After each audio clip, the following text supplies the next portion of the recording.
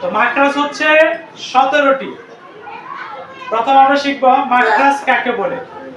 মাখরাজ বলা হয় আরবি হরফ উচ্চারণের স্থানকে।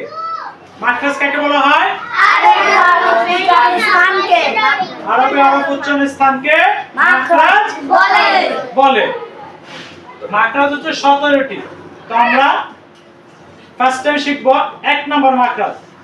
তো আপনারা সবাই বলেন তো 1 নম্বর মাখরাজটা।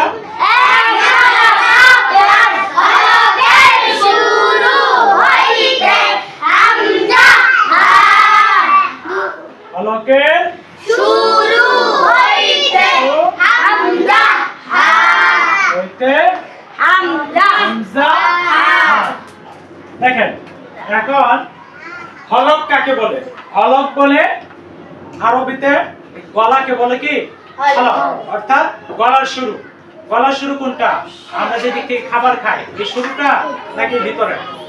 এই ভিতরে। দেখেন এখানে আমাদের একটা গর্ত আছে গলায়। এই গর্ত যে এখান থেকে হলকের শুরু, গলার শুরু। এখান থেকে দুইটা হরফ উচ্চারণ হয়, একটা হচ্ছে হামজা আর একটা হা। সবাই আমার সাথে পড়েন।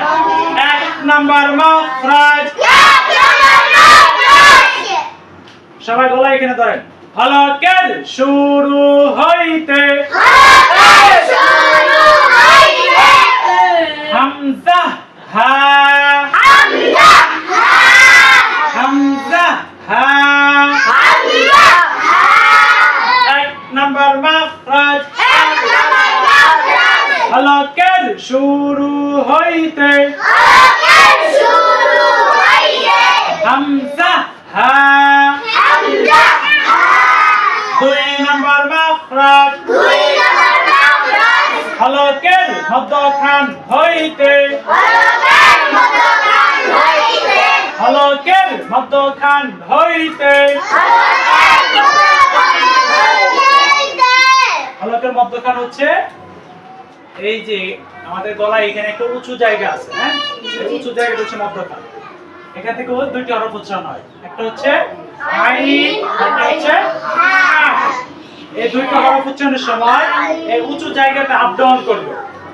সবাই আমার সাথে পড়েন। হলকের মধ্যখান হইতে এখানে আঙ্গুল ধরেন। আইন হা। এই জায়গাটা যদি ওঠানামা করে তাহলে মনে করবেন, বুঝে নেবেন আপনাদের উচ্চারণ হচ্ছে, তা না হলে উচ্চারণ হচ্ছে না। আইন হা। 3 নাম্বার মাখরাজ। হলকের শেষ হইতে গইন খ। হলকের শেষ হচ্ছে একদম তালুর সাথে লাগানো, ওখানে হচ্ছে হলকের শেষ। সবাই উচ্চারণ করেন। হলকের শেষ হইতে গইন খ।